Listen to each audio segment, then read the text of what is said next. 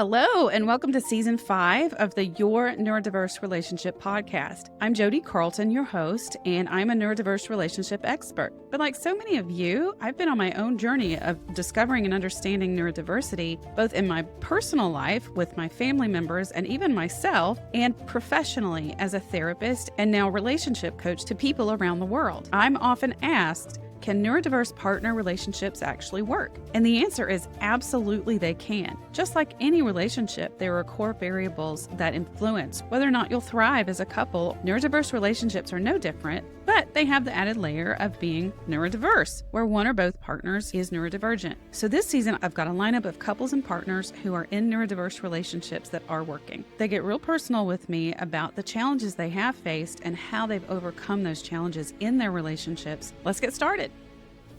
Today is part 2 of my chat with Jana and Matt. If you missed part 1, go back and watch it so you can get familiar with who they are. They had so many incredible things to say. But today is also the very last episode of Season 5. It's been a joy bringing all of these couples and individual partners to you just so you can see how neurodiverse relationships can and do thrive. Now, we'll be taking a little bit of time off before we start Season 6. But for now, let's get started with part 2 with Jana and Matt.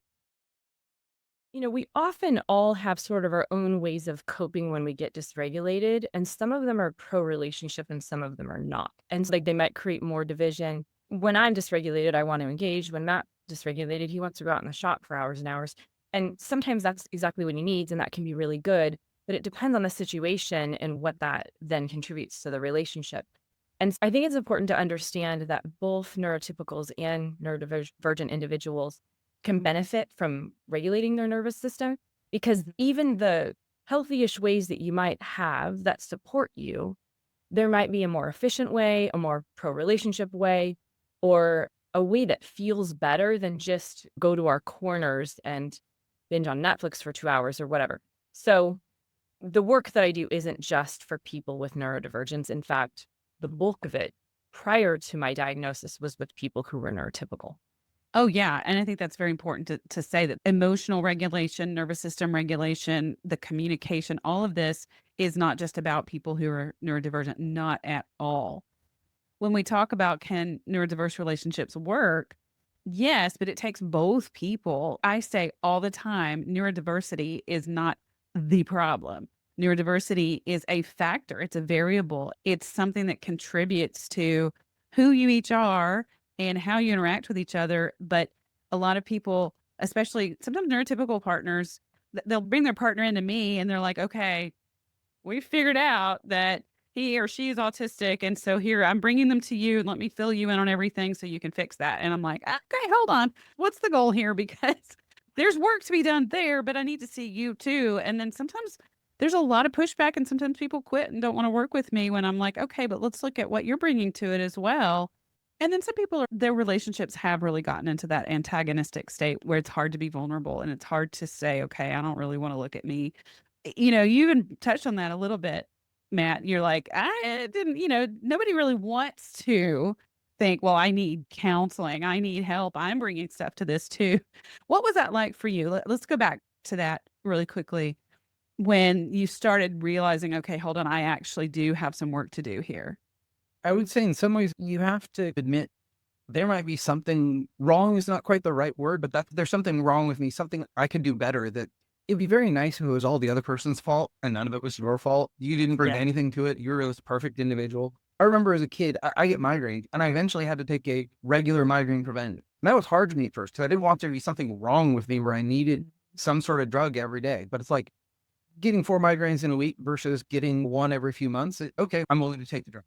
Yeah. This is working. I'll do this. But it was hard to have to do that initially. And so same way with relationships, in almost every conversation where there was some sort of rub, it's like there was some part I brought to it too. No matter what, no matter how it went, there was something I brought there. And I think that's pretty much the way it is in most all conversations. If you've got some sort of argument that happened, there was probably something that happened there. Even if it wasn't necessarily that one situation where something happened, you may have had a situation like that before. Where, that was on you earlier. And that's in the backpack and it's contributing. It's contributing to this one now. Yeah. It takes a kind of humbleness to say, okay, I may have something that I need to work on too. I totally agree with everything that you just said because this isn't applied to the two of you. This is not an abusive situation. And I'm not in any way victim blaming people who are victims of abuse. But even in situations where there is abuse, the thing to empower people is to recognize what can I do differently in order to be in a safer relationship, make sure that I'm safe in these interactions, instead of just thinking it's all on the other person to change or do something differently. The empowering piece in any relationship that we have is what do I have the power to do to change what I'm bringing to it. That's where we're empowered. It Yeah. reminds me of where we'd have our kids. We have two daughters, and we'd have one of them come to us, and they were upset with the other, and they wanted to tell you all about what the other person did. And it's like, yeah, but I get you here right now. It's the same way a counselor's gonna be like, okay, you want to tell me how bad your spouse is and all their things they're doing wrong. If you're going to interact with a counselor, all they've got is you to work with at that point. And so Yes. it's like with our kids, it's okay, what did you bring to this? And they never wanted to go into that part of it, but that's the way it was. And so I kind of realized with counseling, it's going to be somewhat the same way where it's like, you think, okay, I have all these things where there's things you'd like your spouse to change, but it's like what the counselor has, they have you to work with there. And Yeah. Yeah. you can change yourself. You can't really change someone else. You would have been a good therapist, Matt. You might want to rethink your career. I've said the exact same thing. Exactly. When couples meet with me on a new consultation, I'll meet with them together for a while and then I'll split them up and meet with them individually. And that's exactly the question I ask when I've got them separate. I'm like, you're painfully aware of everything that he or she is contributing to this. And I'm hearing all of that. What are you bringing to it? And I get this deer in the headlight look like, what? And it's Well, just hard. gonna It's really confirm hard. all that my spouse is doing wrong. Wait, what? Yeah, I know. We're here to talk about what they're doing to me. And it's hard. It's hard to stop and self-reflect. But I love that the two of you have been so open about your journey and how you've come to that. What motivated you to be willing to actually make the effort? I wanted a good relationship with her.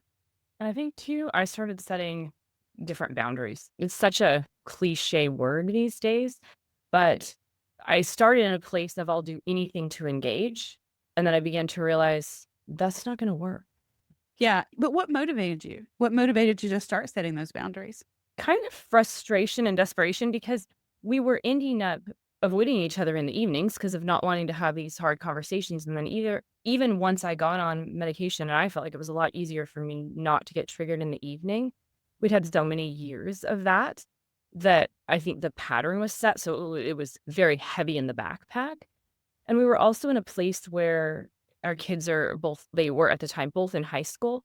One of them's now in college, but we could stay busy with them all the time and not connect. So you can see the empty nest coming and thinking, we need to figure out how to not be worried we're going to fight. And Yeah. something you brought up, Jana, or at least you referred to there, it's very easy to, when you're interacting with a spouse that's growing and stuff and making positive strides, to still react to them and treat them as the spouse of 5 years ago, 10 years ago, or even 20 years ago, and expect that type of reaction. Or like you were saying, that filter, you were talking about not actually really listening, but just expecting them to behave the way you're expecting.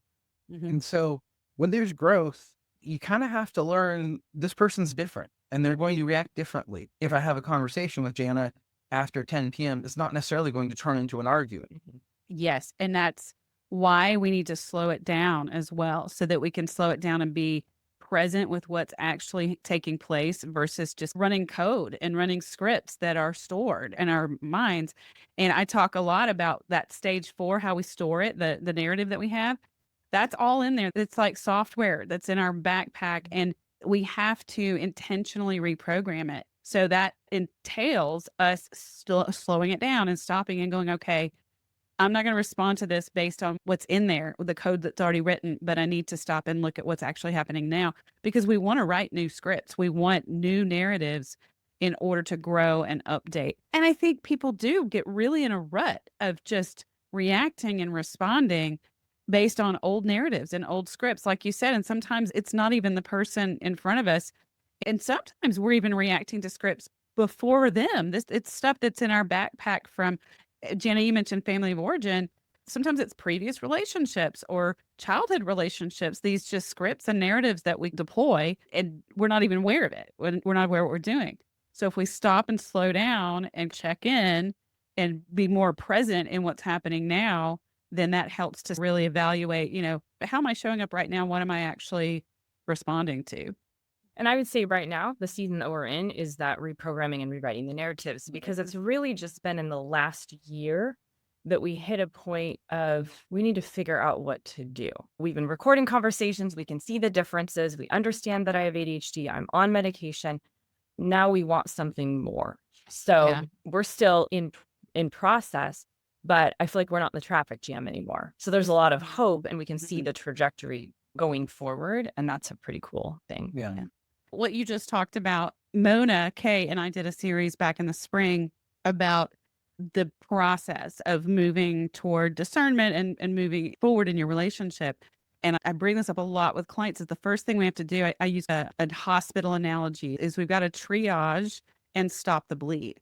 And what you were just saying is you're finally in that place where you have stopped the bleed because you can't really start making progress. You can't start implementing. You're actually probably beyond stopping the bleed because you stop the bleed, then you identify actually what the problems are.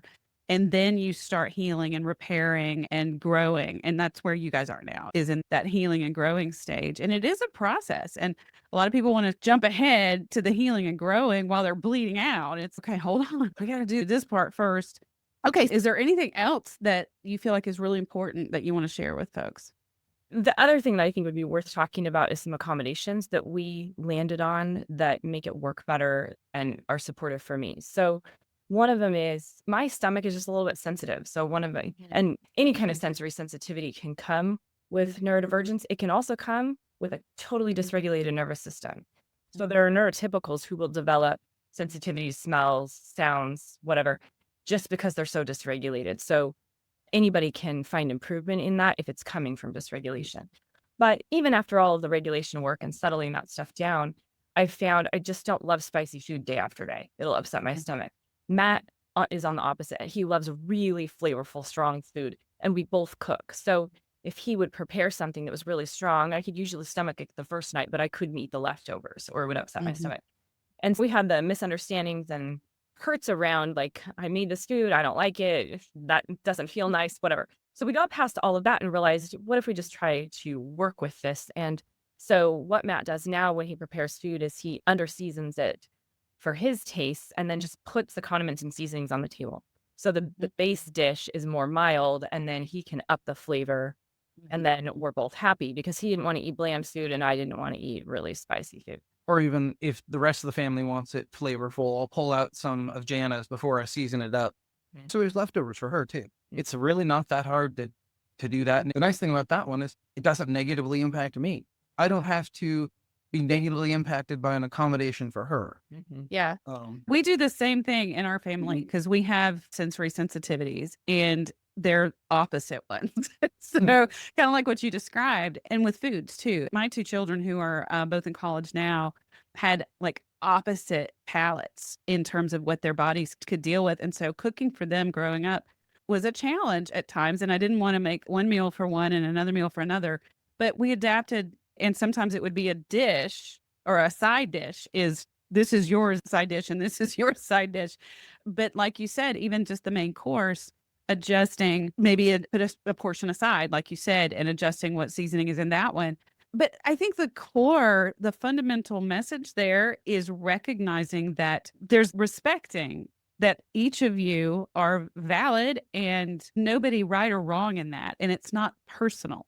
Just because you don't like my cooking when it's spicy and flavorful doesn't mean that you're rejecting my cooking. You're rejecting me as a good cook.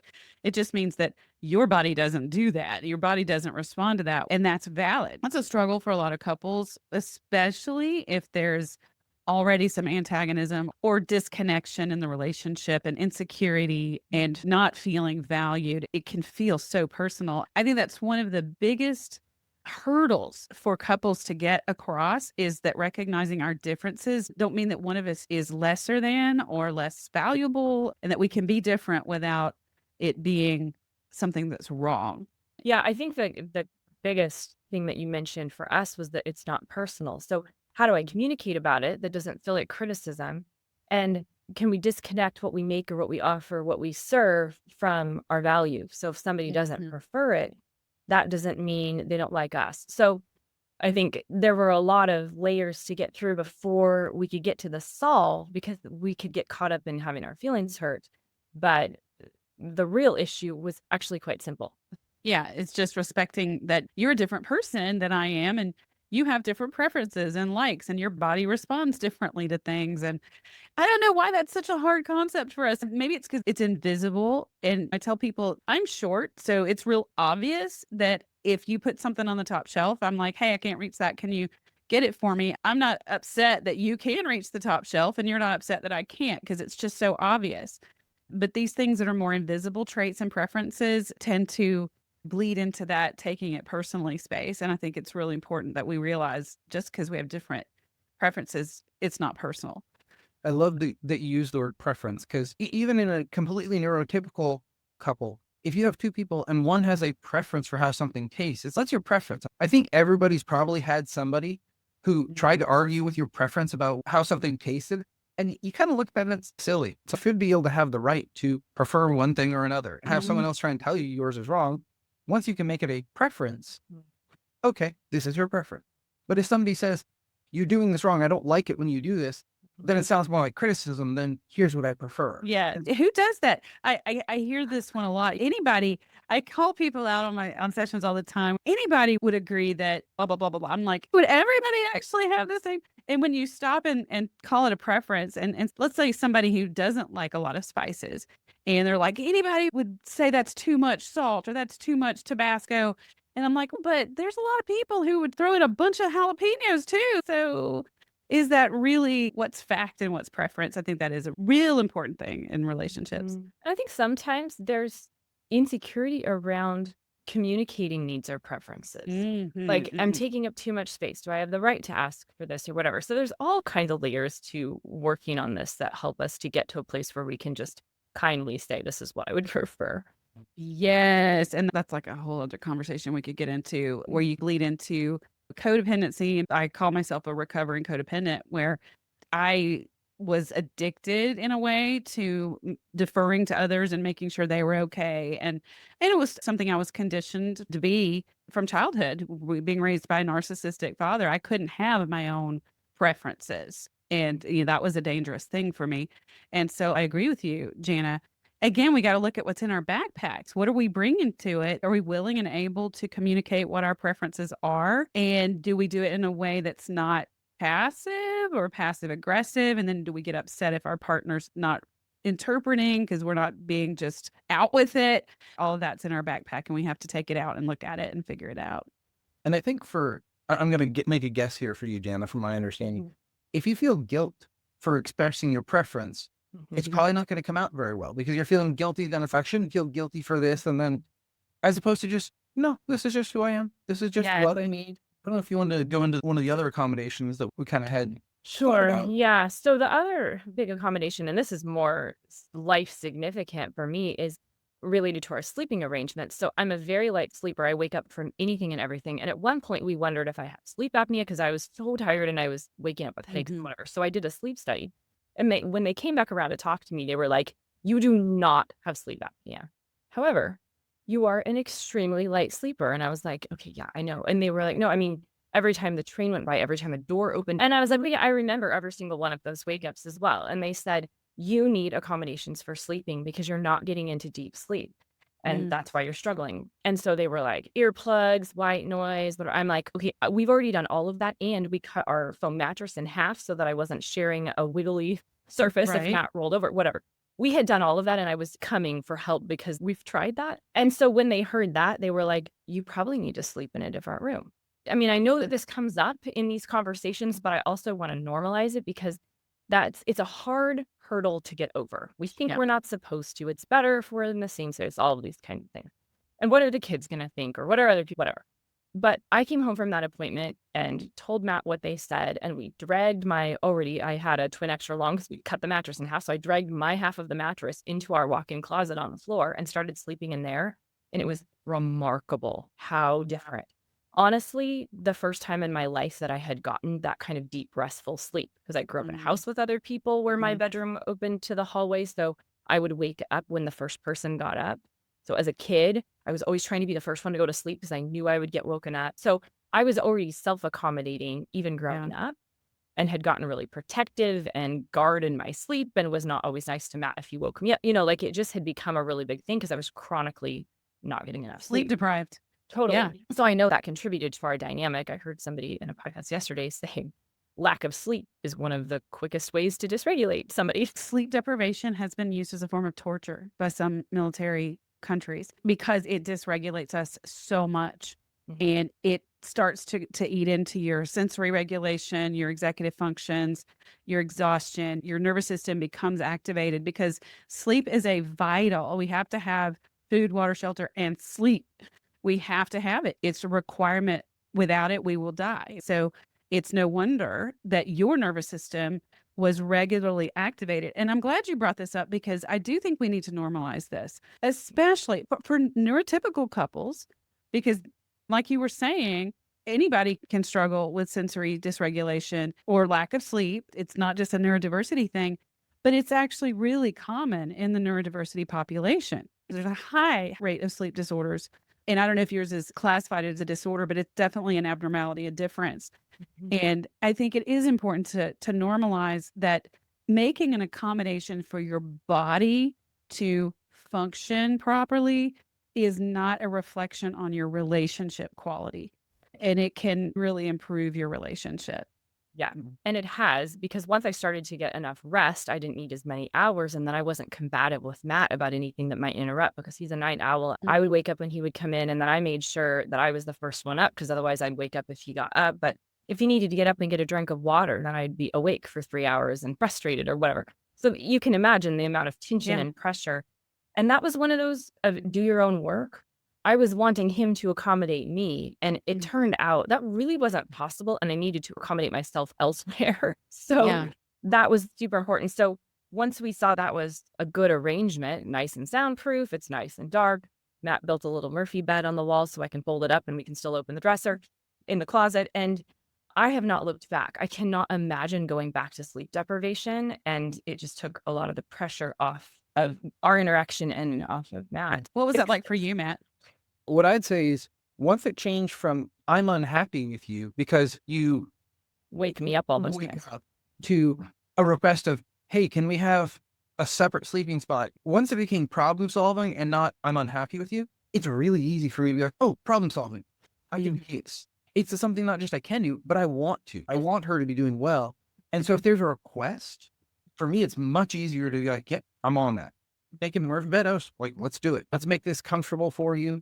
And I think what you're saying, this is something that really affected you deeply because of all of the pressure and the strain that it was creating. Because I think in my mind, back to that, like, who's responsible? In my mind, I'm like, if you didn't make noise, I wouldn't be waking up. This must be your fault, which that's a losing battle every time. People roll over in their sleep. It's going to happen. We Roll have to go- over, cough. Yeah, Yeah. all of it. Yeah. So every time that happened, that was another wake up. It's a little bit crazy to be getting blamed for what you're doing when you're asleep. I saw Yeah, a video so- the other day of someone who's turned it into humor, but it was funny because she had a dream that he cheated on her, and she woke up just furious with him, and he's like, I didn't hear because she had dreamed about it. But it's like what you're saying. I can't do anything about something that I either don't have control over. And I love that you didn't turn this into something pathological about Jana, that there's, okay, so our lives are disrupted because you have to go sleep in the closet, but you embraced it and built her a Murphy bed. You're like, hey,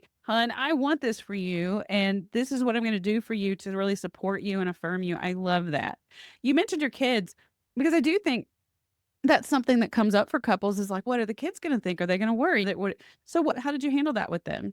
Yeah, we just talked to them. We said, hey, here's what we're going to do. They knew I had gone and done the sleep study. So I came back and said, this is what the doctor basically said I needed.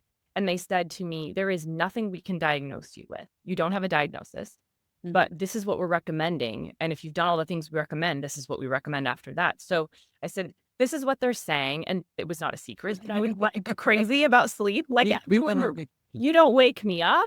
If you come in and wake me up, it's Monster Mom. So they must like new news. Yeah. Yeah.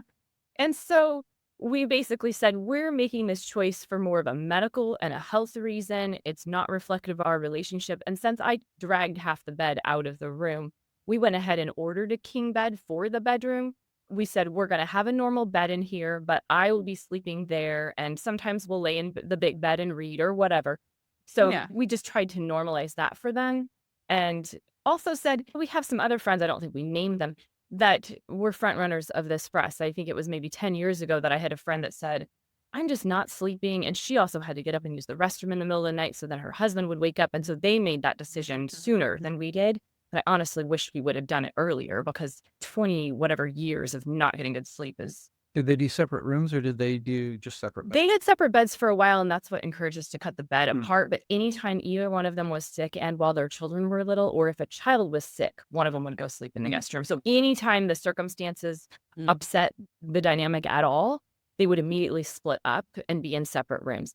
And that actually gave me the courage to say, let's try some of these things, because if it's not talked about, is this okay? I don't know why I think that, Yeah. but there's just this expectation. And that's where we want to look at what the narratives are that we have. That's part of those expectations that we're bringing to it. And we get them from somewhere.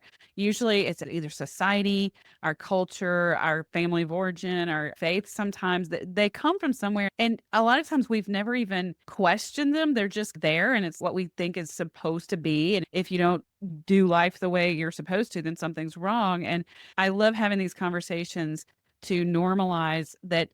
As a couple, it's important that you figure out what works to keep you both healthy. And just because you're not literally unconscious together every night doesn't mean that your relationship is something's wrong with it. You can still, like you said, cuddle and sex, and there's still all those things are still can happen, even though you're in different rooms or different beds. And I know a lot of people who have fixed a lot of issues, especially with sensory regulation, by having separate bedrooms. And like you said, even when raising young kids, when somebody's sick, you can tag team better that way. You can make sure somebody's getting enough sleep so they can make sure the household's still running while the other one is taking care of the kids and probably going to get sick too. It's more of a partnership that way. I love this podcast has been so great, and I love everything you've shared. And is there anything else you want to add? I don't think so. Yeah, we were able to cover a lot. How about you? I guess I'd just summarize the accommodations where if it's in the form of a request and not a criticism, it's a lot easier for the person making accommodation. And in the end, it's okay. If I'm making my spouse happier, healthier, doing better, even if you think, oh, I'm having to do this thing for them, it's yeah, but if they're doing better, you're going to do better. You're Even gonna from do a better too. completely selfish perspective. Not saying I'm coming from there, but even if you were from that perspective, it'll work out nicely. And so I would also say anytime there's a way to make an accommodation that doesn't negatively impact the other person, where it's just like, hey, because for me, there's no negative impact for me cooking some of Jana's food separately or having her sleep in a different room. There's a lot of positive impacts for me for doing those accommodations for her. And so when you can frame it that way, it's a lot easier to look at the accommodation not as a, oh, this is what I have to do for her, but more of a, oh, I'm doing this for her. And that makes her happy. And that makes me happy too. To also piggyback on that is if an accommodation is requested that does in some way affect us, then that's a conversation to have and to work together and say, okay, what you're asking me to do is not going to work for me because of this, but can we talk together about how we can get your need met and that I can also do so that I'm not being harmed now? Yeah. So you want to work together as a team in that regard. And then that also requires not being in that space where you're activating each other constantly. So you want to work toward being able to have those conversations where you can work together as a team. Yeah. And I think you're not, like you said, when you're bleeding out, you're not ready to have that conversation. And I honestly think it for us took working with a couple of professionals to get to the place where we could do the problem solving. Yeah. Because if we would have jumped straight to the problem solving, it would have been a hurtful conversation. Yeah, because like you said, you're not ready to do that. So I highly recommend that you work with professionals. And I know we talk about in the group that you and I are in, Jana, that it's important, especially if neurodiversity is part of what's in that backpack, to try to find a professional that at least is aware and understands neurodiversity, because it isn't the problem, but it's oftentimes a really important factor that some therapists might not understand, or coaches. Well, thank you so, so, so much, you guys. This was a great conversation, and I love what you had to add. And I know that a lot of people are going to benefit from everything that you've shared. So I appreciate you both being here. Thanks for having us. Today is the very last episode of season 5.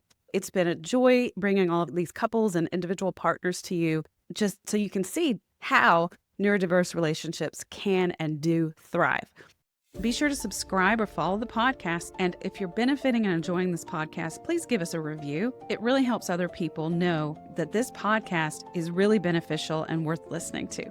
Thanks for watching on YouTube or tuning in to your favorite podcast platform. And don't forget to visit me online at jodicarlton.com for more resources. I have assessment quizzes, educational articles, courses, and more. And if you have any questions, just reach out to my team at gethelp@jodicarlton.com. Until next time.